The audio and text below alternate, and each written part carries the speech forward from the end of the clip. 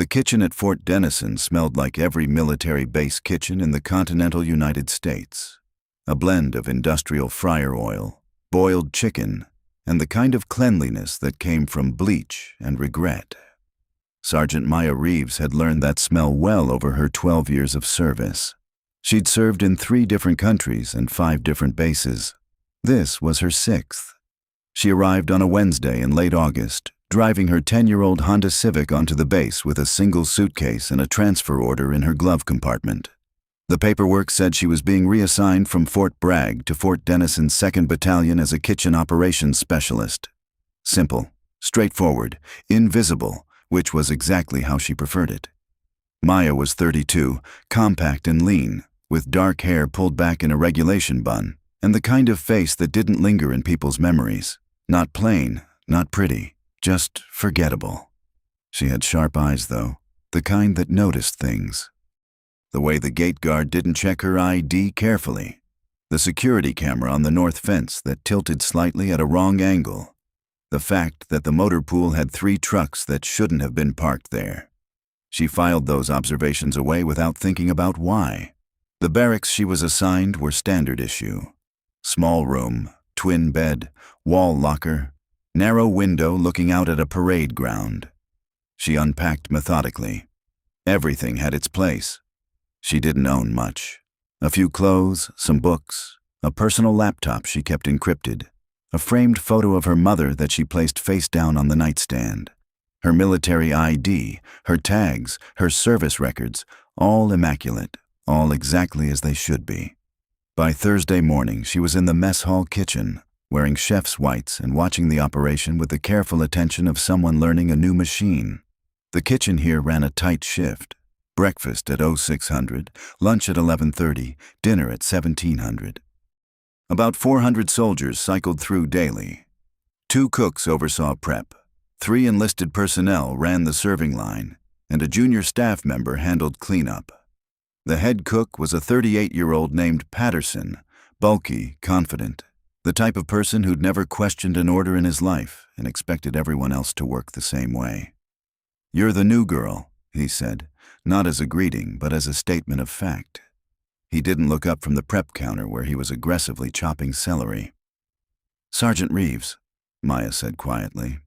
"Yeah, well, around here, you're just the new girl until you prove you're not worthless." He gestured at a stack of sheet pans. "Start with the roast chicken. We're doing 10 batches today. Temperature check every pan at 20 minutes, not 18, not 22, 20. "Understood," Maya said. She worked the entire shift without speaking unless spoken to. She moved efficiently, checked temperatures precisely, didn't waste motion. By the time the dinner service ended at 1800 hours, she'd processed 200 pounds of chicken and made 0 mistakes. Patterson noticed but didn't comment. Silence was cheaper than praise. Friday was different. She was seasoning green beans, salt, pepper, garlic powder, proportions exact. When Sergeant James Holloway walked into the kitchen, he was 28, loud, the type of enlisted man who'd never questioned whether he was smart enough for anything because he was too loud to hear the answer. He was also, she would later learn, the de facto leader of the mess hall culture, the person who set the tone. "Patterson, this the new girl?" Holloway called out, not bothering with the sergeant rank she'd earned. "Yep," Patterson said, not looking up. Holloway walked over to where Maya was working. She could feel him assessing her, the same way a dog assesses a smaller dog. "You come from overseas?" he asked. "Fort Bragg," Maya said. "That's not what I asked. You come from a deployment?" "Yes," Maya said. "Kandahar, 2 years." She'd said it plainly, without inflection. It was a mistake. Honesty was a vulnerability she shouldn't have offered. Holloway's face changed. A smile spread across it, the kind that didn't reach his eyes. "Kandahar," he repeated. "So you were playing army in the sandbox with the boys, and now you're back here, handling the green beans. That's a step down, isn't it?" Maya said nothing. She returned her attention to the beans. "I'm talking to you," Holloway said. His voice didn't raise, but something in it hardened. When Sergeant Holloway talks to you, you respond. Understood, Sergeant, Maya said. So you think overseas deployment makes you tough, makes you special? She still didn't respond. This was a test. She understood that immediately. Every base had someone like Holloway, someone who established dominance through provocation, who needed a reaction to feel secure. Giving him one would only extend the cycle. Patterson, Holloway called out. Your new girl don't know how to talk to senior enlisted. That's a training failure. Patterson, who had until now shown absolutely no interest in Maya beyond her work competence, suddenly became very focused on her. She seems fine to me, Patterson said, but his tone had shifted. The window of protection, brief as it was, had closed. By Monday morning, it had gotten worse. Monday was the first all-hands meal, a full battalion assembly where they served officers and enlisted alike at the same time. About 800 people rotating through in 90 minutes. The pressure was intense, the timing critical, the potential for things to go wrong exponentially higher. Maya was running the vegetable station, plating carefully, keeping the line moving. She was efficient. She was professional. She existed. Then Holloway came through with a group of junior enlisted men, his friends, his crew, his audience. Sergeant Reeves, he called out, loud enough that the officers at the serving line turned to look. These green beans taste like you made them with sand. Did you bring the sand from Afghanistan with you? A few of his soldiers laughed. Some of the people in line stared at the floor. Nobody said anything. Maya plated the next serving of beans without changing her expression. Maybe she doesn't speak English, another soldier offered. Maybe that's why she got sent home. That it? Holloway pressed. You forget English? Or you just forget how to talk to Americans? This time Maya looked at him. She looked directly at him, and something in her eyes made him pause. It was brief, maybe 2 seconds, but it was there. A moment where he saw something that contradicted the image he'd constructed. Then it was gone. Her expression was neutral again. I'll take your feedback under advisement, Sergeant, she said quietly. The words were so formal, so perfectly military, that for a moment the absurdity of the situation became clear. A sergeant in the army bothering a peer sergeant over vegetables. But Holloway had already committed. He couldn't back down now. That would be weakness. Yeah, you do that, he said. He took his tray and moved down the line, his crew following. The lunch service continued. No one mentioned it again. But something had changed. The other kitchen staff had witnessed the exchange. They'd seen Holloway push, and they'd seen her not break.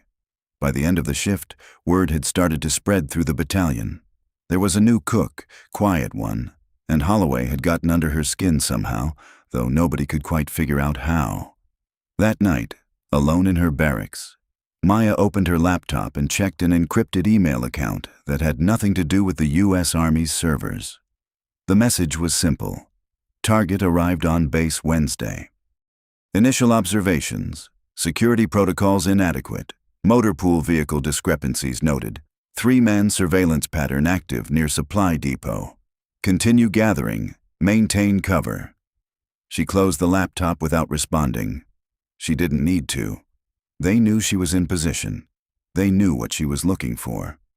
Down the hall, in the senior enlisted barracks, Holloway was telling his crew about the new girl who didn't know her place. By the end of the conversation, he'd convinced himself that her quiet response was fear, that her calm was weakness, that she was exactly the kind of person who needed to be reminded that certain bases had certain rules. He had no idea that he'd just introduced himself to the person who was going to destroy his career. Neither of them knew that the game had already started. By the second week, the rumors had developed texture. They moved through the barracks the way rumors always do, starting with a seed of observation, growing larger with each retelling, eventually becoming something none of the original observers would have recognized. The new cook was strange. That was the consensus. She didn't eat in the mess hall like normal personnel. She brought her own lunch, always the same thing, a protein bar and black coffee, eaten alone in her barracks during her break. She didn't socialize. She didn't complain. She didn't laugh at jokes or participate in the small gossip that held a military base together. What she did do was watch.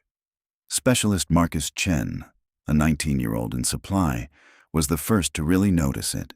He'd been picking up food for a unit training exercise when he saw her standing in the doorway of the mess hall, not doing anything, just standing there. Her eyes were tracking the motor pool area visible through the window. Specifically, the trucks. All of them. The ones that were there, the ones that weren't. The ones that had been moved since the previous day. When he came back 3 days later for another pickup, she'd asked him a question. Casual, conversational. Supply been running regular inventory audits on the vehicles in the pool? He'd answered without thinking. Every quarter, usually. And then she'd nodded and let him go. But he'd mentioned it to his roommate, who'd mentioned it to someone else.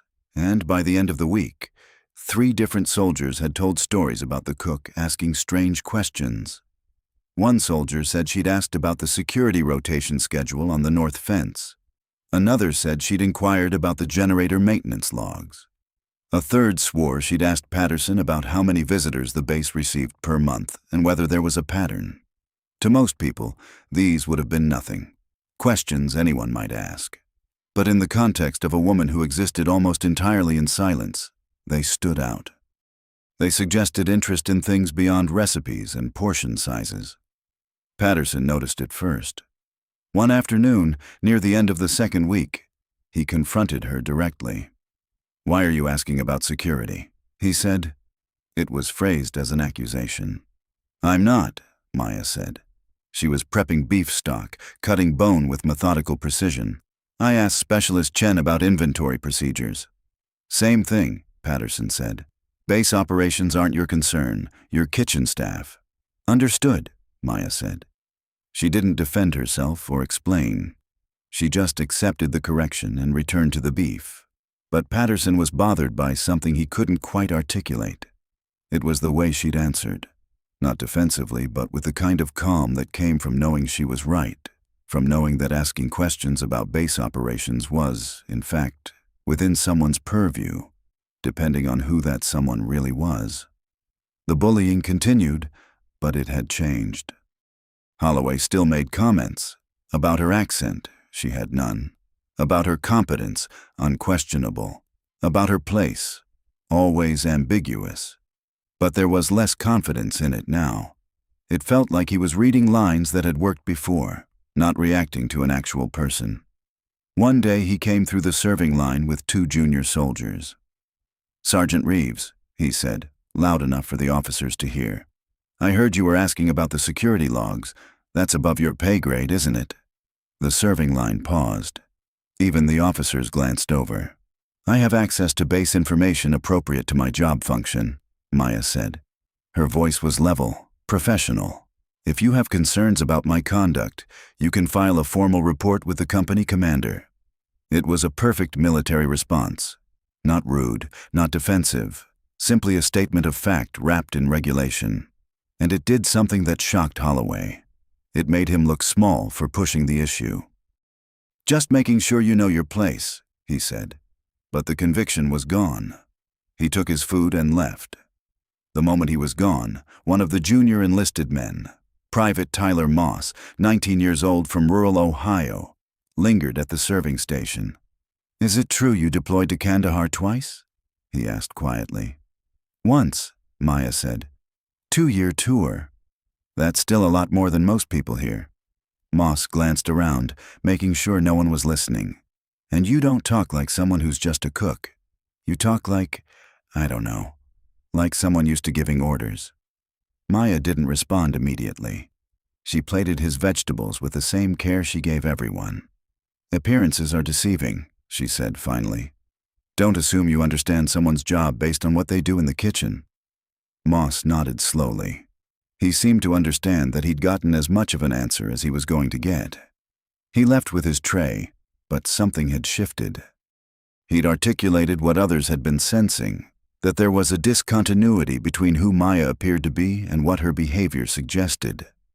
By the 3rd week, the inconsistencies were mounting. There was the matter of her personal history. When someone new arrived at a base, people usually asked the standard questions. Where are you from? Where did you serve? What's your family like? Maya deflected these conversations with the kind of skill that came from practice. Her answers were military standard answers, brief, factual, unrevealing. But someone had looked her up in the Army database. The records were there, sure. 12 years of service, clean record, several deployments. But there were gaps. Months where her assignment status was unclear. Transitions between posts that had no official record of what she was doing in between. The kind of gaps that suggested something other than routine service. Word got around about this too. By week 3, the assumption among the more observant soldiers was that she'd been involved in some kind of classified work. Maybe intelligence, maybe special operations. Nobody knew. But something wasn't standard about her record. Even Holloway seemed to sense this shift. His harassment became less personal and more ritualistic, a habit he maintained without really believing in. He'd make a comment, she'd respond professionally, and he'd move on. There was no longer any real energy in it. What replaced the mockery was something more unsettling. Caution. Soldiers started watching her more carefully, not with hostility, but with curiosity. The way you'd watch someone you suspected of being something other than what they claimed. They noticed that she moved differently than kitchen staff usually moved, with a kind of situational awareness that most cooks didn't possess. They noticed the way she'd positioned herself in the kitchen so she could see both entrances. They noticed that she never sat with her back to a door, even though she almost never ate in the mess hall. These were small things, the kind of things you only noticed if you were already suspicious. It was Specialist Chen who finally put it together out loud. He was sitting in the barracks with Moss and 2 other junior enlisted men when he said it. "She's not a cook," he said. "Like, she's obviously a cook in terms of what she does. But that's not what she really is." "What do you mean?" one of the others asked. "I mean, nobody in the military takes a job as kitchen staff after being deployed twice, unless they're either burned out or hiding something. And she's not burned out.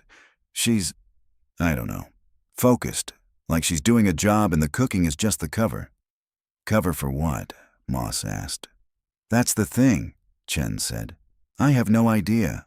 But I'd be money she's not just a cook." They sat with that for a moment. None of them had proof. None of them could articulate exactly why they felt this way. But the feeling was there. The sense that they were living on a base with someone they didn't actually understand. Someone whose presence was more complex than any of them had initially realized. Maya, meanwhile, was in her barracks, updating her encrypted logs. She documented everything. The security protocols, inadequate. The motor pool discrepancies, still present. The surveillance pattern, still active around the supply depot. She noted that her cover remained intact, though stress-tested. She recorded the names of soldiers who'd shown unusual interest in her background. And she made a note about Specialist Chen, flagged him as having above-average observational skills. There was one more thing she'd noticed, something that hadn't made it into the official logs yet. 3 weeks into her assignment, she'd confirmed that Holloway and 2 other senior enlisted men were meeting regularly with a civilian contractor who came onto the base twice a week. She'd caught sight of them in the supply depot, in places they shouldn't have been during their off hours. She'd documented the dates, the times, the vehicle license plates. She was close to something. She could feel it. What she didn't yet know was that her investigation was about to be noticed by someone far more dangerous than a bullying sergeant from the motor pool. Colonel Marcus Harrison had commanded Fort Denison for 18 months. He was 56, career military. The type of officer who rose through the ranks because he paid attention to details that others missed. He'd served in intelligence before taking the command position, a background that made him naturally suspicious of inconsistencies. The inconsistency in question was a kitchen sergeant who didn't fit. It started small. He'd been reviewing personnel transfers, routine administrative work, when he noticed her file. The gaps in assignment history weren't dramatic enough to trigger automatic red flags, but they were there. Months where her status was listed as detached duty, with no specification of where or what she was doing. Transitions that didn't align with standard rotation schedules. Colonel Harrison had spent 20 years in intelligence. He knew what those gaps usually meant. He pulled her full background file, the one that went beyond the standard database, the one that required command-level clearance. What he found was instructive. Maya Reeves had been read into several classified programs. Her security clearance was higher than a kitchen sergeant's should have been, and there were notations in her record from her previous posting that suggested she'd been involved in work that existed in the margins of official documentation. Nothing about her current assignment made sense. The official record said she'd requested a transfer to Fort Denison for personal reasons. Family matters. A desire to be stationed closer to home for a few years. It was the kind of cover story that sounded right. Reasonable, human. The sort of thing any soldier might request. But Colonel Harrison had learned not to trust cover stories, especially from people who had the clearance and background to actually need one.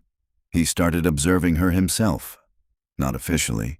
Not through any investigative mechanism that would create a paper trail. Just paying attention. Noticing where she moved on the base, who she interacted with, what she seemed interested in. By week 3, he'd noticed what everyone else had noticed. She was interested in security protocols, vehicle maintenance logs, and visitor traffic patterns. And she was asking about them with a kind of subtle persistence that suggested she was looking for something specific. Colonel Harrison had 2 options: pull her aside and ask directly what was happening, or leave her alone and see what she was actually doing. As a commanding officer, he should have done the first. Instead, he did what an intelligence officer would do. He waited. Meanwhile, the bullying had taken a different turn. Holloway's mockery had evolved into something more deliberate. It was less about establishing dominance and more about testing boundaries. He'd started deliberately contradicting her in front of junior soldiers, suggesting she was incompetent, challenging her authority in ways that seemed almost designed to provoke a reaction. On a Friday afternoon in week 4, he pushed too far. The lunch service had run over schedule. A visiting dignitary from division headquarters had delayed the officer's line, which created a cascade effect through the rest of the serving order. By 13:30 hours, they were still plating meals, and the afternoon prep work was falling behind.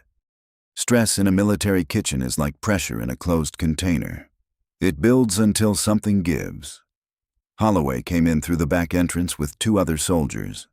They weren't there for food. They were there looking for trouble, and they found it in the form of storage shelves that hadn't been organized to Holloway's specifications. "This is a disaster," Holloway announced, loud enough that everyone could hear. He gestured at the shelves where supplies were stacked. "Who organized this?" "I did," Maya said. She was pulling fresh vegetables from the cooler, her hands full. "Everything is in order."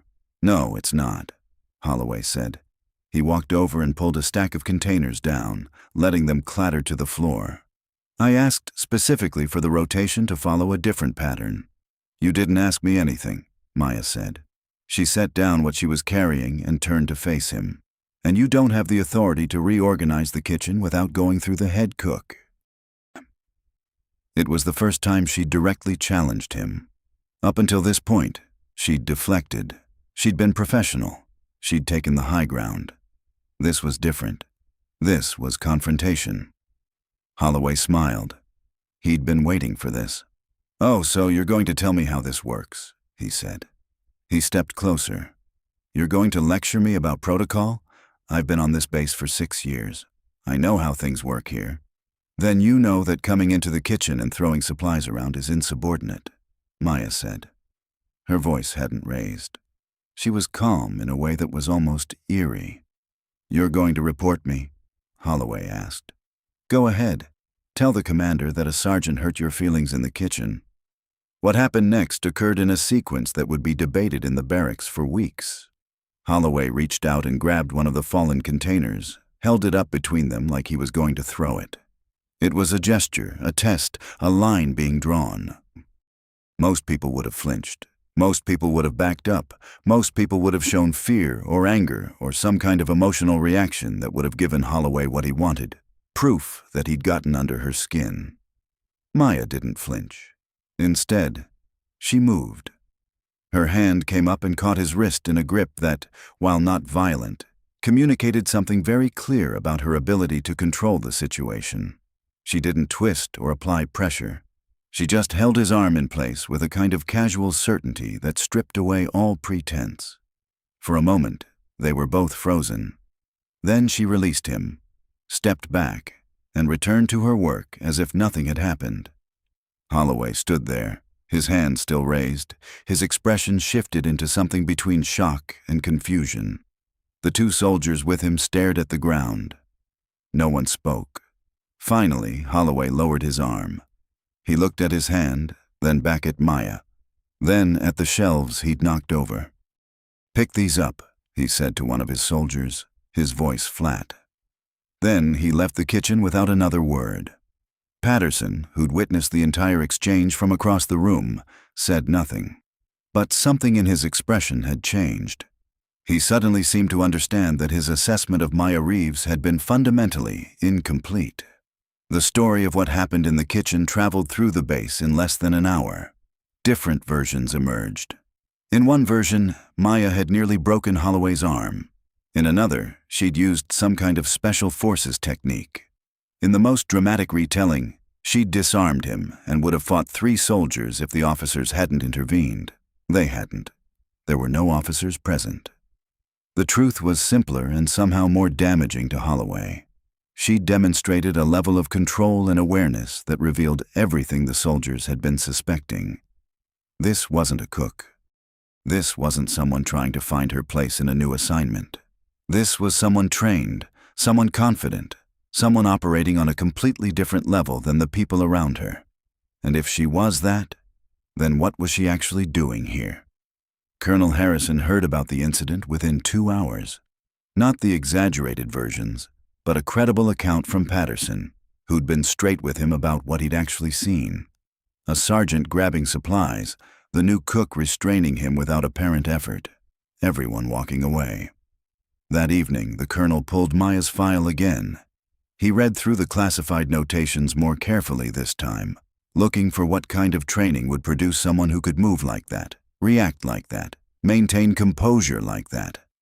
What he found suggested that Maya Reeves wasn't just someone with a classified background. She was someone whose classified background involved operations.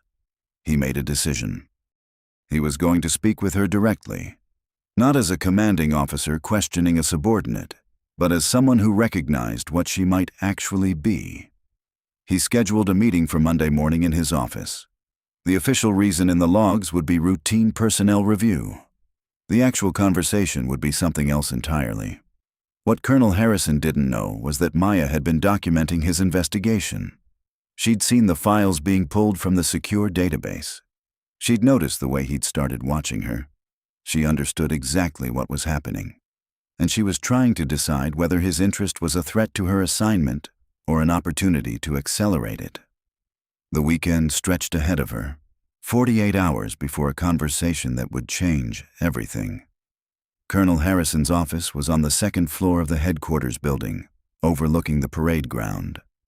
Maya arrived at exactly 0800 hours on Monday morning, in uniform, appearing precisely as a kitchen sergeant should appear when called to meet with her commanding officer. Colonel Harrison was standing at his window when she knocked. He didn't turn around immediately. "Come in, Sergeant Reeves," he said. "Close the door." She did. The office suddenly felt very small and very quiet. "Sit," the colonel said, finally turning to face her. He gestured to a chair across from his desk. He didn't sit behind the desk himself. Instead, he took a seat in the chair next to hers, angled toward her slightly. The gesture was deliberate. It communicated that this wasn't a formal investigation or a reprimand. This was something else. "I've been reviewing your file," he said without preamble. "The full file, not just the basic service record, and I have some questions about what you're actually doing on my base." Maya said nothing. She waited. You've been read into multiple classified programs, Harrison continued. Your background includes operational experience. Your security clearance is higher than any kitchen sergeant should have. And over the past month, you've been asking questions about security protocols, motor pool inventories, and visitor access logs. He paused, watching her face. She didn't react. So here's what I think, Harrison said. I think you're not here because of personal reasons or family matters. I think you're here because someone in my chain of command or outside of it asked you to be here. I think you're investigating something that occurs on this base, and I think you have about 30 seconds to decide whether you're going to tell me what it is or whether I'm going to have to make this official. Maya considered him.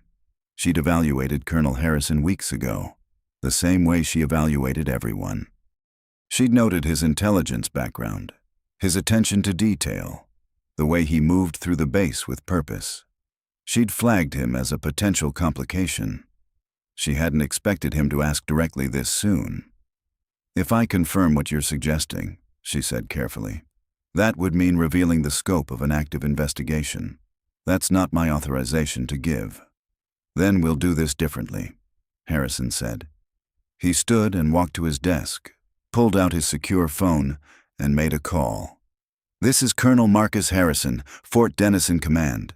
I need to speak with Deputy Director Carlisle at Defense Intelligence Agency. It's urgent. He waited. Someone picked up. He spoke in the kind of clipped, efficient military speech that communicated to everyone listening that this was official business at a high level. Deputy Director, I have a situation at my base involving personnel that I believe are attached to your agency. I need confirmation of their assignment and authorization level. Yes, I'm aware this is unusual. No, I can't wait for proper channels. I need 10 minutes. He gave Carlisle's assistant the details he needed. Maya's name, her service number, her assignment date. Then he hung up. That gives us about 8 minutes before I get a call back, he said. He turned back to Maya. While we wait, you're going to tell me who you really are and what you're investigating. Not because I'm threatening you, but because I'm offering you something. A commanding officer who knows you're here and can facilitate your work instead of accidentally impeding it. Maya processed this. It was a reasonable offer. It was also a calculated risk on Harrison's part. If she was actually just a cook with a classified background and some odd habits, he'd just committed what amounted to a security breach by calling the DIA. If she was what he suspected, she'd be inclined to work with him going forward. My designation is Special Agent, Defense Intelligence Agency, she said. I was assigned to Fort Denison 4 weeks ago to investigate a suspected smuggling operation involving military equipment and supplies. The preliminary investigation suggested involvement by personnel at this base. Who? Harrison asked. Senior enlisted advisor Holloway, Supplies Sergeant Rodriguez, and at least 2 civilian contractors with irregular base access. Harrison nodded slowly. He wasn't shocked. He was relieved that his suspicions had basis in fact. What kind of equipment? Electronics, primarily. High-grade communications and surveillance components that have restricted export classifications. The pattern suggests they're being sold to buyers outside the United States, probably through intermediaries. The civilian contractors appear to be the buyers or middlemen. How much? Current estimate is approximately $2.3 million in stolen equipment over the past 18 months. Possibly more if the pattern extends further back. Harrison walked to his window. His base, his command, and a theft operation worth millions occurring in his motor pool and supply depot. It was the kind of thing that would end careers. His career, potentially, for not catching it sooner. How much longer until you have everything you need? He asked. 3 to 4 weeks, depending on whether you accelerate surveillance capabilities. I was documenting the meetings between Holloway and the contractors, establishing financial transactions, identifying the supply chain. Once I have the complete picture, we move. Harrison's secure phone buzzed. He picked it up, spoke briefly with Deputy Director Carlisle, confirmed Maya's assignment and operational status, and disconnected. All right, he said. From this moment forward, you're operating with my explicit knowledge and authorization. I'll facilitate anything you need, access, surveillance, personnel assignments. But I want to be clear. When this breaks, I want it to break completely. I want every thread pulled. I want to know if anyone else on this base was involved, if anyone in my command structure knew about this, or if this stops with Holloway and Rodriguez. Understood, Maya said. And Sergeant Reeves, Harrison said. What happened to Holloway in the kitchen last week? He initiated contact, Maya said flatly. I responded appropriately to a potential threat situation. Harrison almost smiled. Almost. Good, he said. Because I'm making a note in his file that his behavior in the kitchen was insubordinate, and I'm moving him to a detail that doesn't give him access to the motor pool. That's going to force him to change his routine, which should actually help your investigation by making his meetings with the contractors more obvious. Thank you, sir, Maya said. Don't thank me yet, Harrison said, because once we move on this, things are going to get ugly. Holloway's going to realize what happened. Rodriguez is going to panic, and every person on this base who had any contact with them is going to be under suspicion. He paused, including you, until we make the official announcement about who you actually are. I'm aware, Maya said. The bullying is going to get worse before we shut this down, Harrison continued. Because Holloway and Rodriguez are going to know something is wrong. They're going to see the pattern changes I implement, and they're going to try to figure out who compromised them. And they're going to assume it's you. That's acceptable, Maya said. Is it? Harrison asked. Because I just watched you physically restrain a sergeant without hesitation. I'm wondering what happens if that situation escalates. It won't, Maya said. Not beyond what I can control. There was something in the way she said it. Absolute certainty, without arrogance or bravado. Just a statement of fact about her own capabilities. Harrison studied her for a moment longer, then nodded. All right, he said. I'm reassigning you to administrative support in my headquarters office, effective immediately. That gives you legitimate access to anything you need without raising questions. You'll work directly with my assistant, Lieutenant Colonel Reeves. No relation, I assume. No relation, Maya confirmed. Your cover story is that you requested the transfer because kitchen work was affecting your back. Old deployment injury. It's documented enough to be credible. Holloway will hear about it and assume you complained to the command staff. He'll probably be furious. That's the point. He walked her to the door. One more thing, he said. When this breaks, and when people realize what you actually are, some of them are going to feel humiliated. Holloway most of all. I want to know if that becomes a security concern. I can handle it, Maya said. I'm sure you can, Harrison said. But that's not what I asked. It won't become a security concern, Maya said. Holloway will accept that he lost. That's all soldiers really understand anyway. Colonel Harrison opened the door, and Maya left his office. She walked down the corridor, through the headquarters building, and back to her barracks. By the time she arrived, word had already started to spread that the new cook had been pulled into command staff meetings. By that evening, Holloway had heard. By the next morning, he'd learned that she was being transferred to administrative support. The look on his face when he realized she'd gone over his head, when he understood that she'd complained to the colonel, when it became clear that she was going to work directly in command headquarters, that was when the anger replaced the confidence. That was when he started to understand that he'd made a mistake with someone he'd fundamentally misunderstood. But understanding and acceptance were different things. The arrest came on a Thursday morning in late September, exactly 4 weeks and 3 days after Maya had first arrived at Fort Denison. The operation had been coordinated with federal law enforcement, the Defense Criminal Investigative Service, and Customs and Border Protection. DIA had tracked the smuggled equipment to a buyer in Singapore and connected the financial transfers to a shell company in Delaware. The evidence was airtight. The case was solid. At 0600 hours, federal agents and military police moved simultaneously across the base. Holloway was pulled from his quarters in the barracks. Rodriguez was arrested at the supply depot. 2 civilian contractors were picked up at a hotel 12 miles off base. By 0800 hours, 4 of the 6 people involved in the smuggling operation were in federal custody. The base erupted into chaos. Rumors spread faster than official notification could contain them. Someone had stolen military equipment. Someone had been selling secrets. The senior enlisted advisor was under arrest. The supply sergeant was cooperating with investigators. By mid-morning, everyone on Fort Denison knew something serious had happened, even if the details remained unclear.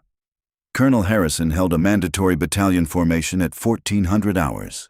The entire 2nd Battalion assembled on the parade ground, nearly 800 soldiers standing in formation under a gray September sky. Officers stood to the side. The colonel approached the podium with a folder under his arm. At 0600 hours this morning, federal law enforcement executed arrests on this base as part of an ongoing investigation into the theft and illegal sale of military equipment, Harrison announced. His voice was steady, authoritative, the voice of a commander taking control of a crisis. 4 individuals have been taken into custody.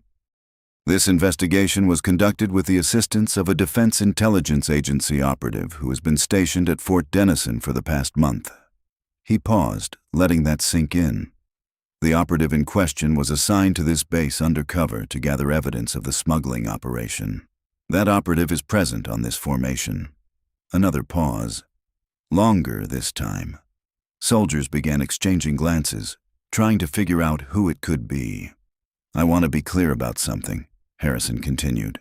This person was mocked, harassed, and bullied by personnel on this base who did not understand who they were dealing with. Personnel who thought they could intimidate someone they perceived as beneath them. Those personnel have learned a difficult lesson about making assumptions. He opened the folder and read from it. Commendations, citations, details of Maya's real operational background. Deployments to combat zones, intelligence operations in 3 countries. A service record that spanned far deeper and darker operations than anything most of the soldiers on the parade ground would ever encounter. I'm now directing that Special Agent Maya Reeves step forward, Harrison said. Maya moved out of the formation. She walked to the front of the parade ground with the same measured pace she'd used while walking through the mess hall kitchen. She stood at attention in front of the entire battalion. Special Agent Reeves, Harrison said, on behalf of the Department of Defense and this command, I extend the formal thanks of the United States military for your service and sacrifice in this operation. He shook her hand in front of 800 witnesses. You are relieved of your undercover assignment effective immediately. You will transition to a new posting with the Defense Intelligence Agency, effective October 1st. You are dismissed from your current duties. Maya saluted. Harrison returned it. And then she turned and walked off the parade ground while 800 soldiers watched her go. The formation stood in silence for several seconds after she left. Then Harrison dismissed them, and the realization began to spread like a physical wave through the ranks. The cook, the quiet one, the woman they'd mocked, the woman they'd called incompetent. She was a Defense Intelligence Agency operative. She'd been trained and operational while standing in their mess hall, and she'd dismantled a multi-million-dollar smuggling operation while they threw insults at her. Specialist Chen, standing in the 4th row, felt his stomach drop as he understood the full scope of what he'd witnessed. Private Moss, who'd tried to engage her in conversation weeks earlier, felt a strange mixture of relief and humiliation. Relief that he hadn't pushed the bullying, humiliation that he'd been fooled. And Holloway, who'd already spent the morning in a federal detention facility before being transferred to the brig, understood with absolute clarity that he'd picked a fight with someone who'd been trained to take down entire operations. His attempt to humiliate her had been the equivalent of a child challenging a soldier. Over the next 3 days, the details emerged through official channels and unofficial gossip. The smuggling ring had been operating for 18 months. The value of stolen equipment was $2.3 million. Rodriguez had turned state's evidence immediately, terrified of federal charges. Holloway had tried to deny everything until confronted with financial records and encrypted messages. The 2 civilian contractors were fighting extradition to Singapore, where they faced charges far more serious than anything the American military could impose. By Friday, formal charges had been filed against Holloway: conspiracy, theft of government property, fraud, and a handful of other federal crimes. His military career was over. What awaited him was a federal prison sentence of somewhere between 5 and 15 years. On Friday afternoon, Maya went to her barracks to pack. She'd been assigned to Fort Denison for exactly 4 weeks. Now that her assignment was complete, the base had no need for her.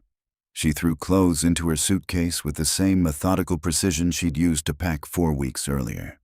In that time, she'd dismantled a criminal operation, revealed the truth about her identity to an entire battalion, and transformed from a figure of mockery into something close to a legend. But she didn't think of it that way. To her, it had been a job. A straightforward assignment. Go to the base, gather evidence, document the operation, wait for the arrest. She'd done exactly what she was trained to do. The bullying had been an expected complication, not a personal affront that needed revenge. She was closing her suitcase when there was a knock on her door. It was Colonel Harrison. He looked exhausted. The kind of exhausted that came from managing the fallout of a major scandal on your own command. "I wanted to speak with you before you left," he said. He came into the room and closed the door behind him. "Of course, sir," Maya said. "I'm going to be facing a review about how this operation occurred on my base without my knowledge," Harrison said. It wasn't a complaint or a request for sympathy. It was just a statement of fact. "That's appropriate. It's my command, and it's my responsibility. But I want you to know that I'm not going to spend any time resenting you for it. You did your job perfectly. You gathered evidence, maintained your cover, and handed us a case that will put criminals in federal prison. That's exactly what I would have wanted." "Thank you, sir," Maya said. "I also want to tell you something off the record," Harrison continued. "When this happened, when Holloway grabbed those supplies in the kitchen and you restrained him, I heard 3 different versions of that story. In one version, you nearly broke his arm. In another, you used some kind of special forces technique. In the third, you were basically a superhero." He paused. The truth was much simpler. You controlled a situation without causing injury or escalating it unnecessarily. And that tells me everything I need to know about your actual training and competence. You weren't trying to humiliate him. You were just managing a threat. The fact that it made him look foolish says more about him than about you." "I appreciate that perspective, sir," Maya said. "Holloway's going to spend years in federal prison thinking about the moment when he realized you weren't who he thought you were," Harrison said. "That's going to be a worse punishment than anything you could have intentionally inflicted. Don't let that become a burden. You were never cruel. You were just more competent." Maya nodded. She understood what the colonel was really saying, that she shouldn't let this assignment define her, shouldn't carry the weight of Holloway's humiliation as though it was her responsibility. It was the kind of thing a good commander said to an operative who just completed a difficult assignment. "When do you leave?" Harrison asked. "Tomorrow morning," Maya said. "New assignment briefing Monday at Langley." "Then I won't keep you," Harrison said. He extended his hand, and she shook it. "Thank you, Agent Reeves. Truly." The next morning, Maya drove off Fort Denison in the same Honda Civic she'd arrived in, with the same single suitcase and the same encrypted laptop. To anyone watching, she looked like an ordinary military person heading to a new assignment. No one saw her as she left. The base had already moved on, dealing with investigations, processing paperwork, trying to understand how a senior enlisted advisor had become a federal criminal under their watch. As she drove north toward the highway that would take her to Langley, Maya thought about Holloway sitting in a detention cell, trying to process how a woman he'd mocked as a kitchen cook had systematically dismantled his criminal operation and imprisoned him. She thought about Specialist Chen and Private Moss and Patterson and all the other soldiers who were reassessing every interaction they'd had with her, suddenly understanding that the quiet woman in the kitchen had been far more formidable than they'd ever considered. She thought about Colonel Harrison taking responsibility for the operation that had occurred on his watch, and about the professionalism with which he'd handled the revelation. And then she stopped thinking about Fort Denison at all. She was already focused on the next assignment, the next operation, the next role she'd need to play. The cook had never really existed. Neither had the bullied kitchen sergeant. Those had been personas, carefully constructed and professionally maintained. The woman driving north toward Virginia was someone else entirely, a trained operative who'd done her job and was moving on to the next one. Behind her, Fort Denison was slowly returning to normal. Holloway was being transferred to federal custody. Rodriguez was cooperating with prosecutors. The supply depot was being audited and reorganized, and soldiers were learning a lesson that would stick with them for years. Never underestimate the quiet ones. Never assume you understand someone's purpose or capability. Never mistake silence for weakness. It was the kind of lesson that, once learned, changed how you saw everyone around you.